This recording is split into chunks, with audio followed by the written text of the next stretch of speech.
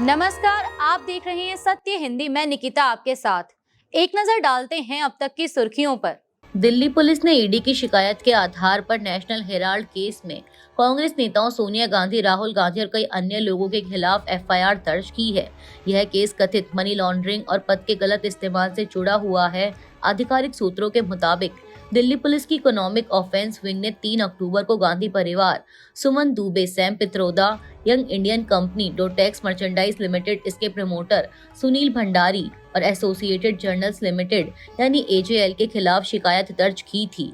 FIR में IPC की धारा 120 साजिश, 403 बेईमानी से संपत्ति का इस्तेमाल, 406 विश्वासघात और 420 यानी धोखाधड़ी के तहत आरोप लगाए गए हैं। इससे पहले अप्रैल में ईडी ने कोर्ट में चार्जशीट दाखिल की थी, जिसमें इन्हीं कंपनियों को आरोपी बनाया गया था। इस चार्जशीट पर अदालत ने अभी संज्ञान नहीं लिया है और केस की अगली सुनवाई 16 दिसंबर को होगी। वहीं यह एफआईआर ईडी की चार्जशीट और जांच को मजबूत करने में मदद करेगी। यह मामला 2014 में सुब्रमण्यम स्वामी की प्राइवेट शिकायत के बाद शुरू हुई जांच से जुड़ा है। कांग्रेस पार्टी ने रविवार को केंद्र सरकार पर हमला करते हुए आरोप लगाया कि मोदी शाह की जोड़ी पार्टी के शीर्ष नेतृत्व को परेशान और डराने की राजनीति कर रही है। कांग्रेस नेता जयराम रमेश ने एक्स पर लिखा कि नेशनल हेराल्ड मामला पूरी तरह फर्जी है और अंत में सत्य की जीत होगी। एक्स पर एक पोस्ट में उन्होंने लिखा कि मोदी शाह की जोड़ी आईएनसी के टॉप लीडरशिप के खिलाफ परेशान करने, डराने, धमकाने और बदले की अपनी शरारती राजनीति जारी रखे हुए है। जो लोग धमकी देते हैं वे खुद असुरक्षित और डरे हुए हैं। जयराम रमेश ने कहा कि नेशनल हेराल्ड मामला पूरी तरह से फर्जी है। आखिरकार न्याय की जीत होगी, सत्यमेव जयते। चुनाव आयोग ने पश्चिम बंगाल के मुख्य निर्वाचन अधिकारी यानी सीईओ के दफ्तर को नए स्थान पर शिफ्ट करने की मंजूरी दे दी है, जिससे राज्य सरकार के साथ नया विवाद पैदा हो गया। राज्य सरकार मई से इस प्रस्ताव को लंबित रखे हुए थी।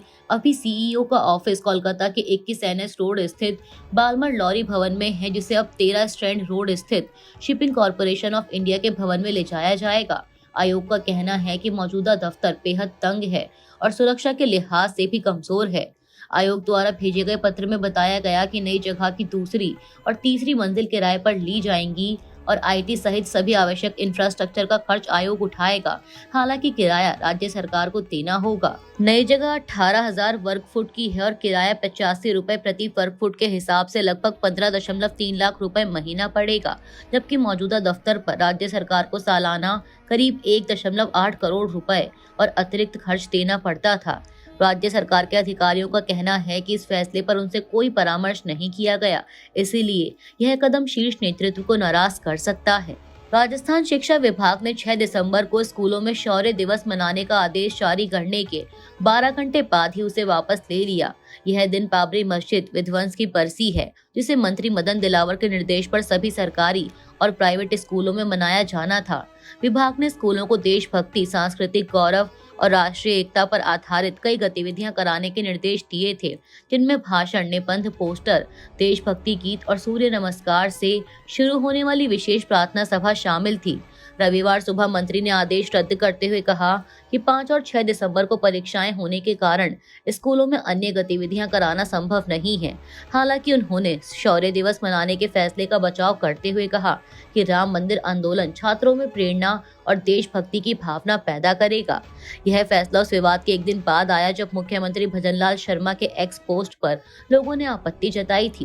पोस्ट में किसानों की खुशहाली का दावा किया गया था, लेकिन वीडियो में दिख रहे जोधपुर के किसान वर्षों से प्रदूषित जोजरी नदी से प्रभावित रहे हैं।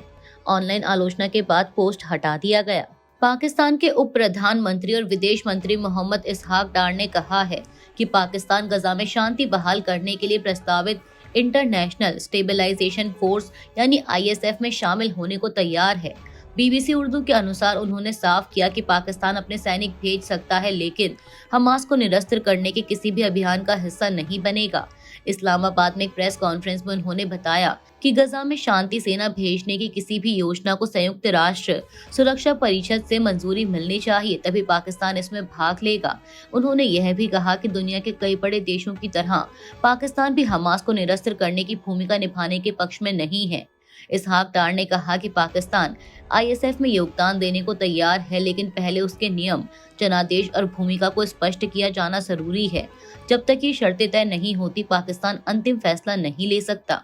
रूस ने दावा किया है कि उसके नौसैनिक ड्रोन ने काला सागर से गुजर रहे रूस की कथित शैडो फ्लीट के 2 तेल टैंकरों काइरोस और विराट को निशाना बनाया है। मीडिया रिपोर्ट्स के मुताबिक एक वीडियो में दिखता है कि समुद्री ड्रोन तेजी से जहाजों की ओर बढ़ते हैं और उनसे टकराकर जोरदार धमाके के साथ आग का गोला बन जाते हैं।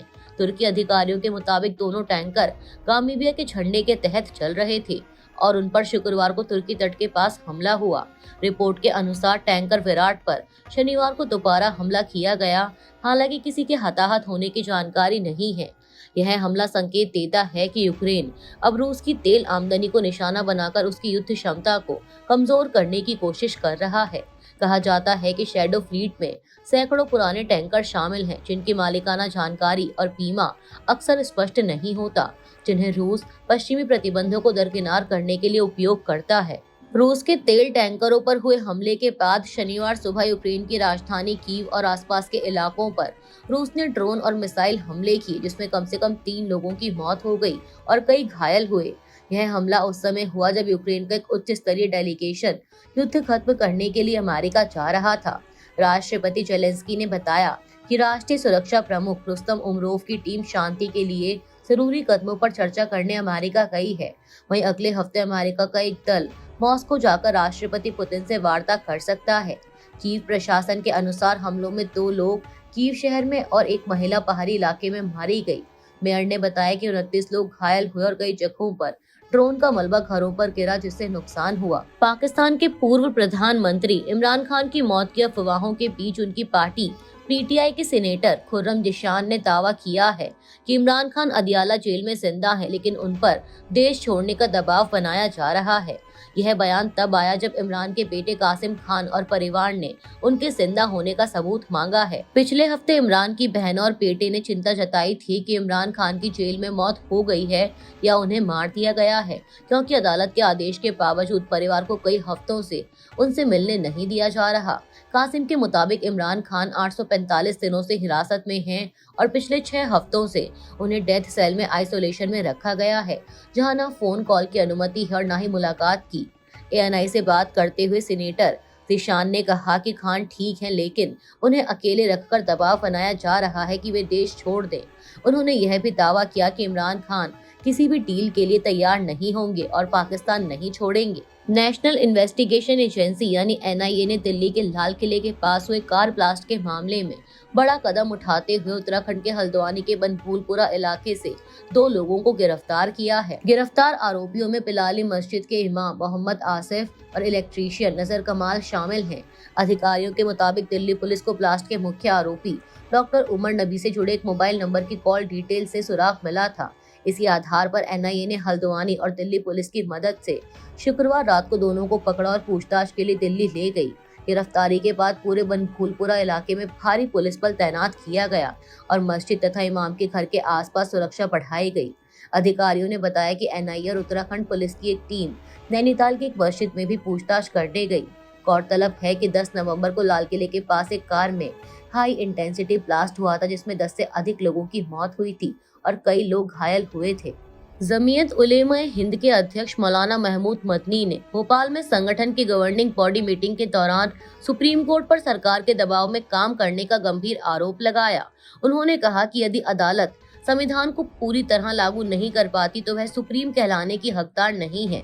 मदनी ने दावा किया कि देश में इस्लाम और मुसलमानों के खिलाफ नफरत बढ़ रही है और जिहाद जैसे शब्दों को जानबूझकर आतंकवाद से जोड़ा जा रहा है। उन्होंने लव जिहाद, लैंड जिहाद जैसे शब्दों को बेबुनियाद बताया। मदनी ने आरोप लगाया कि मुसलमानों को धार्मिक पहचान, पहनावे और जीवन शैली के कारण निशाना बनाया जा रहा है और शिक्षा व रोजगार में भी रुकावटें पड़ रही हैं। उन्होंने बुलडोजर कार्रवाई, मॉब लिंचिंग और हेट कैंपेन का भी मुद्दा उठाया। वहीं उनके बयानों पर बीजेपी ने कड़ी प्रतिक्रिया दी। मंत्री विश्वास सारंग ने कहा कि सुप्रीम कोर्ट और संविधान पर सवाल उठाना अपमान है। बीजेपी एमएलए रामेश्वर शर्मा ने कहा कि मंदिरों पर ऐतिहासिक आक्रमण दर्ज हैं और अदालतें यदि सुधार करती हैं तो इसमें गलत कुछ नहीं।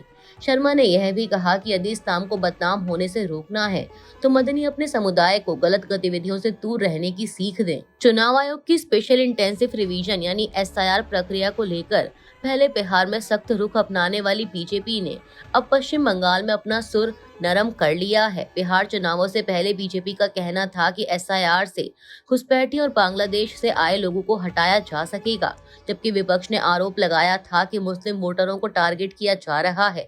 लेकिन बंगाल में एसआईआर शुरू होते ही बीजेपी ने कहा कि पार्टी राष्ट्रवादी मुसलमानों के खिलाफ नहीं है।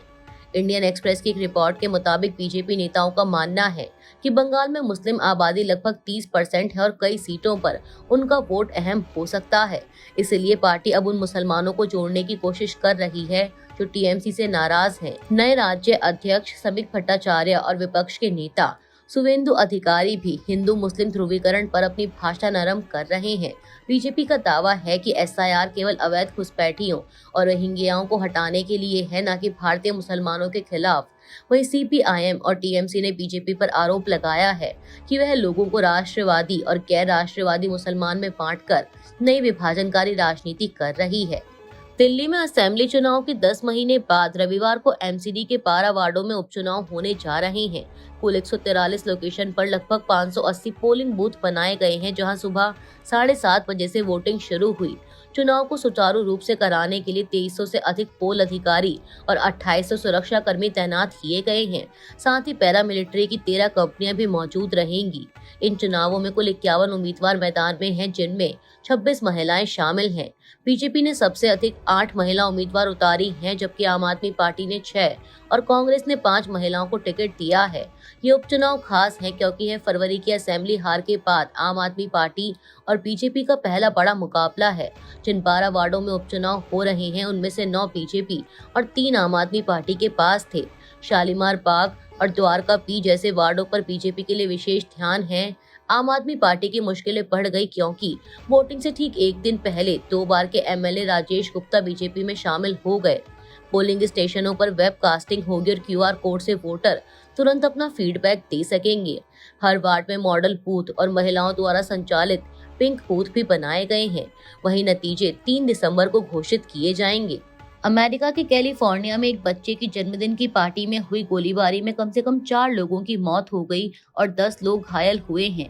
यह घटना शनिवार शाम को कैलिफोर्निया के स्टॉकटन शहर के एक रेस्टोरेंट में हुई। हमलावर अभी भी फरार है और पुलिस का कहना है कि उन्हें यह गोलीबारी टारगेटेड यानी कि किसी को निशाना बनाकर की गई लगती है। स्थानीय पुलिस के मुताबिक पीड़ितों में बच्चे और एडल्ट्स दोनों शामिल हैं। घायल लोगों की स्थिति की अभी पुष्टि नहीं की गई है। अभी के लिए इतना ही। बाकी की देश दुनिया की बड़ी खबरों के लिए जुड़े रहिए सत्य हिंदी के साथ। Copyright disclaimer under Section 107 of the Copyright Act 1976. Allowance is made for fair use for purposes such as criticism, comment, news reporting, scholarship, and research. Fair use is a use permitted by copyright statute that might otherwise be infringing.